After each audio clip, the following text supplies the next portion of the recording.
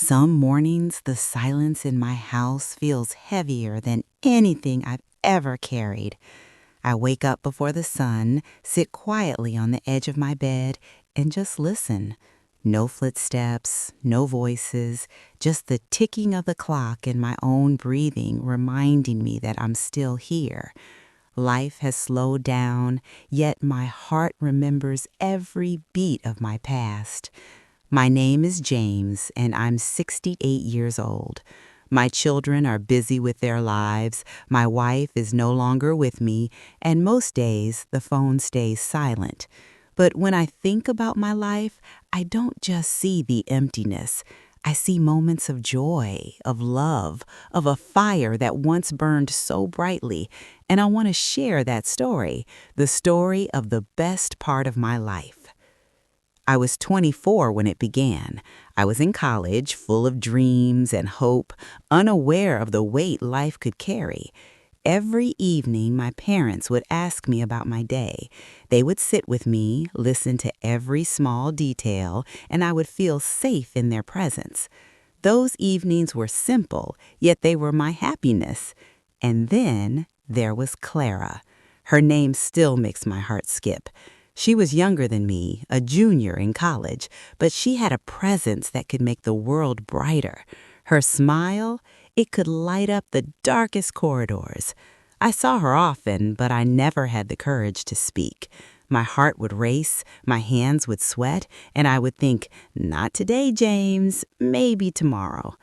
One afternoon, everything changed. Clara was standing alone when a group of boys began troubling her. I watched for a moment, my heart pounding, and then something inside me pushed me forward. My voice shook, but I told them to leave her alone. They walked away, and she looked at me.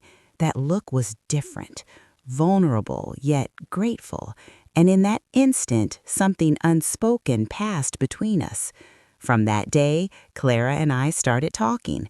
At first, small words, then longer conversations. Slowly, she became part of my life.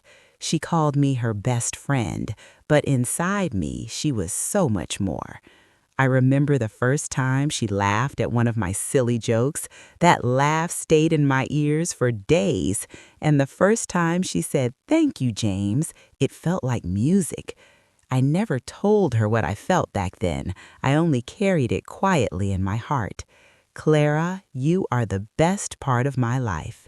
And this was how my story began, a story of first love, of pain and joy, of losing and finding, of waiting and hoping. After that afternoon, Clara began greeting me whenever she saw me, even if it was just a small, "Hello, James." But for me, that was enough to keep me smiling all day. One day, in the library, her arms were full of books and a few fell to the floor. I quickly bent down to help her. She looked at me and said softly, "Thank you." Her voice lingered in my heart. I wanted to say more, but I only smiled. She laughed and said, "You're too quiet, James." And my heart said, "If only you knew how much I want to talk to you." We started sharing more of our lives. She told me about her father in the army, strict but loving, and her mother who always worried about her. I told her about my parents, the small evenings we spent together, and she smiled warmly, saying, "You're lucky, James." And in that moment, I thought, yes, I am lucky. Lucky to be here, talking to you. Sometimes she laughed at my silly jokes. I remember one day I said, "You study so much, Clara. Soon you'll be the teacher, not the student." She laughed and touched my shoulder lightly. That touch lingered in my heart for weeks. That night I whispered to myself, "This girl is the reason my heart is alive." But I was scared. She was my best friend, and I feared she would never see me as more. My heart said otherwise. "She is yours, James. One day she will see it." One evening, I gathered courage. "Clara, do you have a boyfriend?" I asked softly. She looked surprised and then laughed. "No, why do you ask?" My hands trembled, but I smiled, just wanted to know. Days later, I asked, "Do you like someone?" She shook her head. "No, James, no one." That night I lay awake, heart racing. She had no one. That meant I could try. That meant my love had a chance. I started dreaming, imagining a future where I could protect her, make her smile, and love her endlessly. James, I whispered to myself, give her all you have. One day she will understand. Her birthday approached. I saved every coin from my small cafe job, a haul, balloons, lights, a cake, and a ring. I counted my money again and again until it was exactly $96. I spent every penny. My heart whispered, Clara will know tonight. My friend Richard told Clara about the party, and she agreed to come. That morning I woke trembling, holding the small ring in my hand. I whispered, Clara, tonight I will show you what you mean to me. I reached the hall early. Balloons hung, lights twinkled, the cake stood in the center. My plan was simple. When Clara walked in, I would kneel, show her the ring, and finally speak the words I had carried inside me for so long. But then, at exactly 8 p.m., Clara entered, and she wasn't alone. A boy named David walked beside her.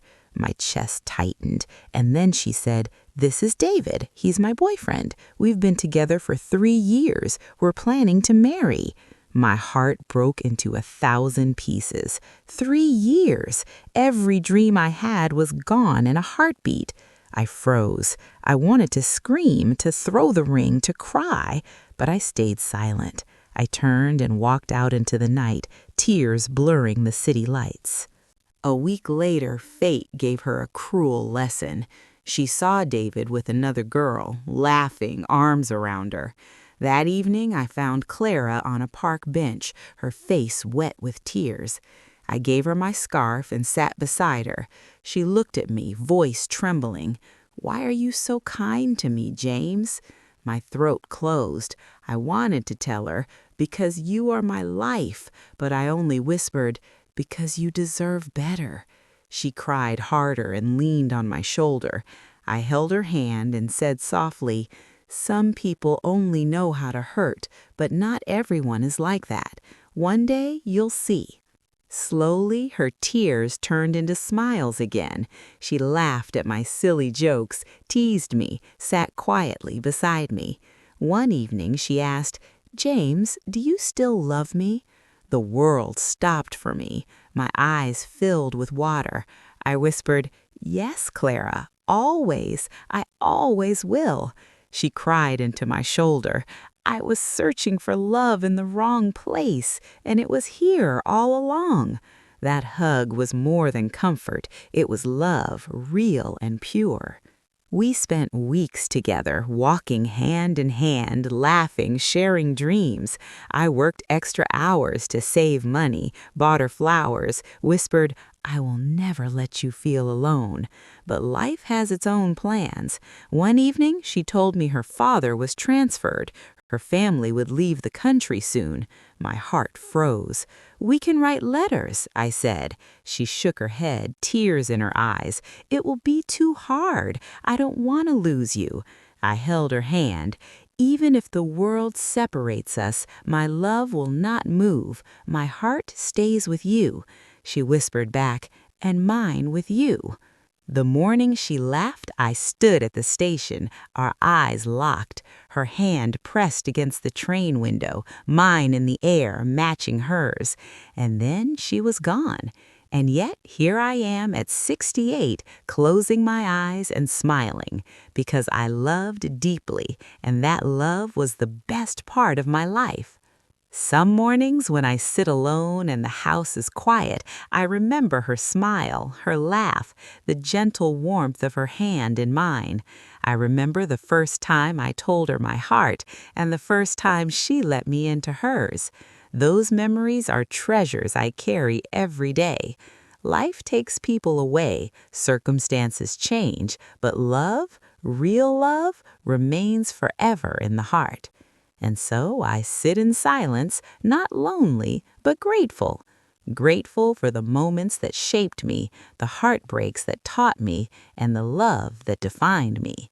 My heart still beats for the memory of her, and I know even after all these years, that love, once truly found, never leaves us. It stays quietly, beautifully, eternally.